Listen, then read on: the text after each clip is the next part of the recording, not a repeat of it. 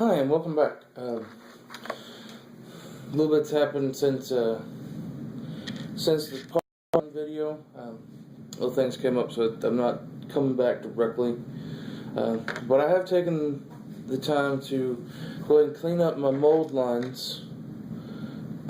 Not completely, but fairly well. I can do some of the ones that are still visible after I get them all assembled.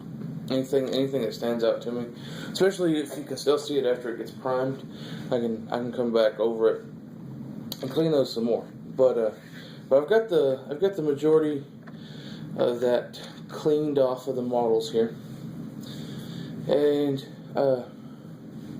yeah, so we're going to start assembling it now. I figure we'll hold off on the wings a little bit. They seem like they fit pretty easy on here. But they might make it a little hard to put on some of the other pieces, so we'll save that one to last. That way we have more room to move our hands around the model.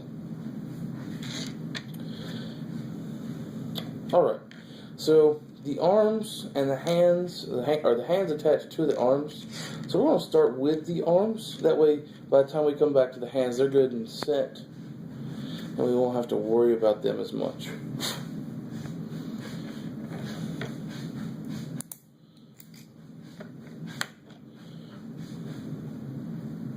It's good to start with the base too, to give you a little something else to hold on to. And I'm gonna try not to today, because I might need to do a little sculpting on the base before I attach it to there. So I like to just put my plastic models together with super glue.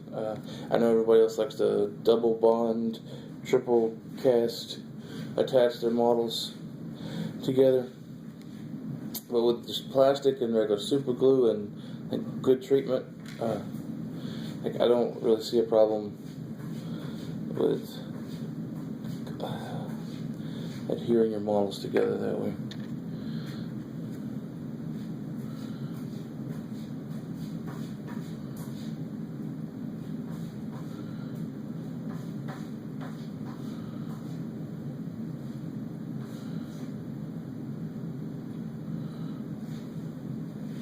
Now I've taken the time to dry fit all of my pieces together so that I know that at least they'll fit in their spot correctly.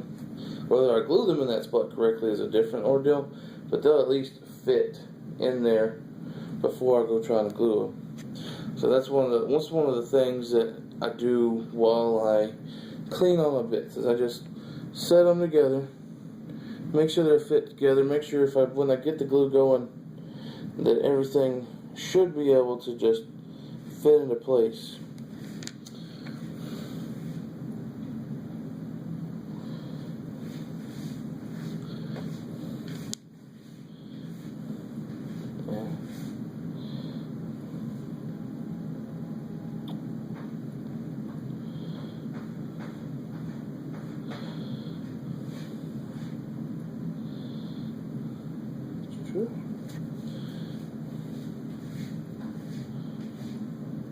Especially on your more complicated models, you'll want to make sure you got everything having a plan on where it's going to go before you start adding it to the piece. Okay, this head looks really cool on here.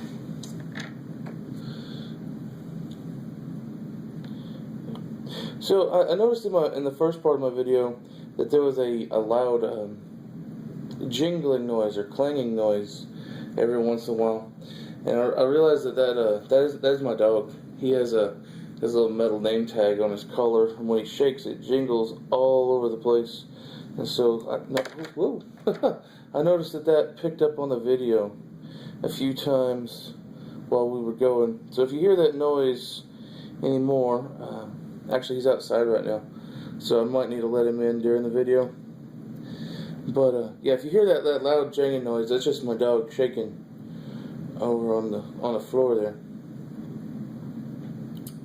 Also from the first video, I started to say why I thought these guys were pretty neat, and then I cut off to a different idea, and I probably do that too often.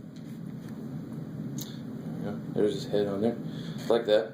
But these guys are pretty neat because they have a screech ability. Let's see, I got the card right here. I give you correct names this time.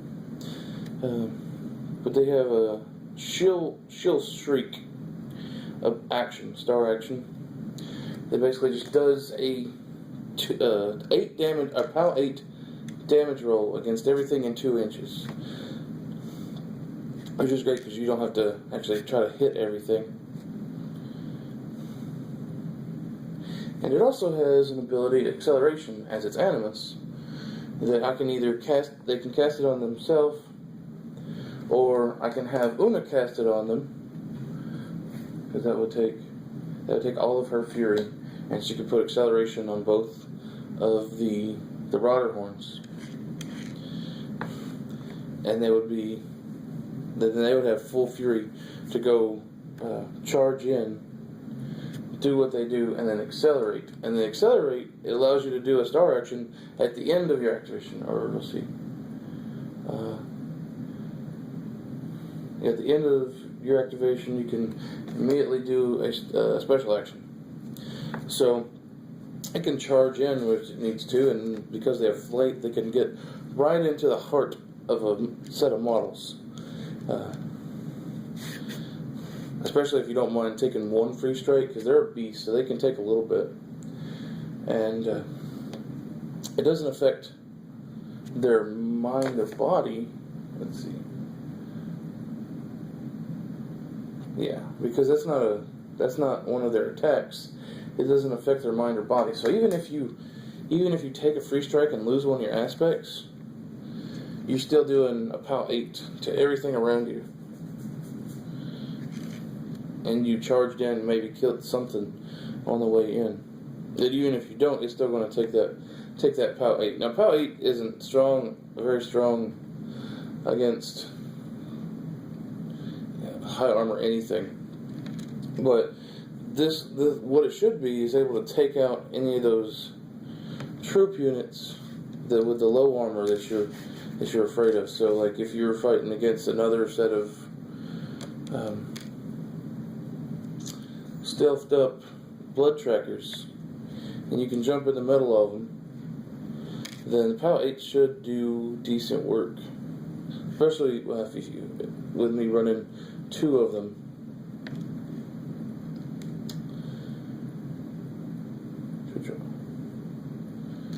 Alright, so yeah, got that on. Let's put the tail on, and then we'll add the hands.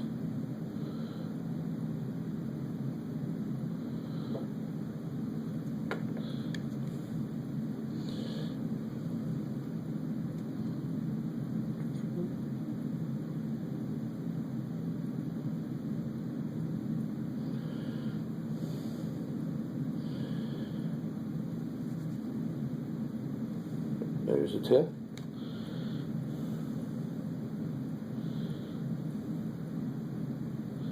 These things are way different griffins than other mythology of griffins, but they're neat. They still got like wolf parts and stuff on them. They're just wolf eagles.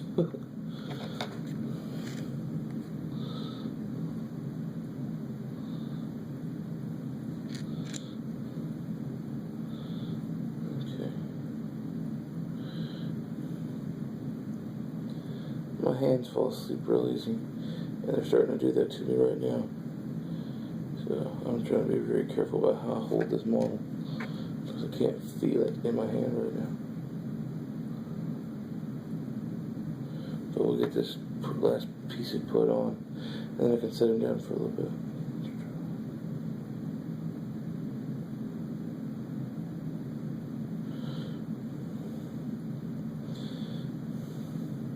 One thing to remember when you're putting on hands is always make sure you get the right hand on the right arm. You don't want a thumb sticking out the side. And thumbs always go on the inside. Unless your palm's up, then they're on the outside. But then I guess that's not a good rule. So, yeah. Just look at your hands. when you're putting on hands. Always remember, alright, my thumb is this way or my thumb is this way. How should my thumb fit on the model?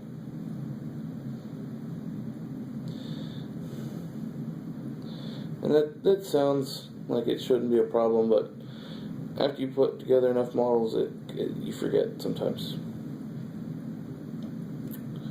Okay, yeah, it's starting to not be able to feel it. Okay, and get this last hand on the other side.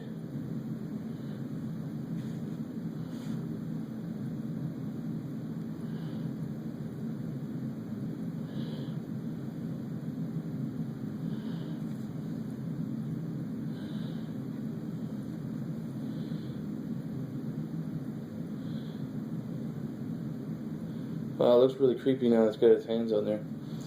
For sure.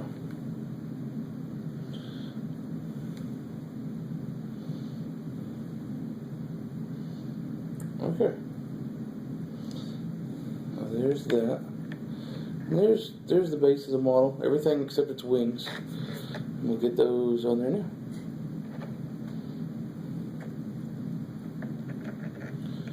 Okay, the hands are still drying, so I don't want to touch those. Double check my dry fit here. Make sure everything's looking good. Make sure I haven't done anything since I've dry fit it last to change the way the model fits together. Okay.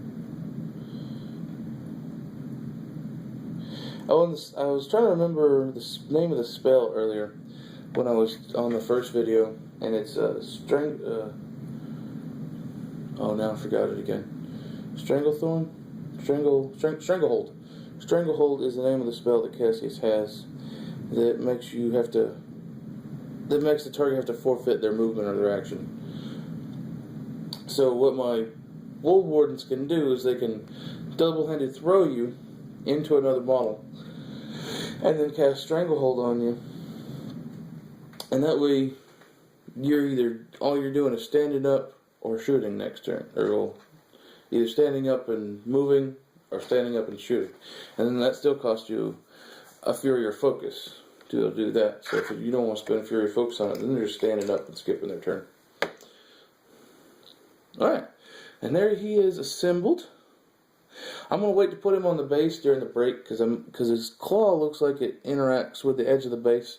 So I'm going to look at that for a little bit, maybe see if I want to put anything dynamic on it, or if I just want to glue it to it and ignore it.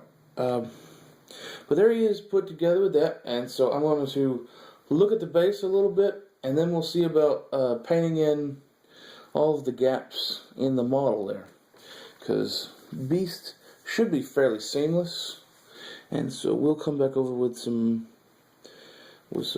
modeling filler and fill in any gaps that we've got.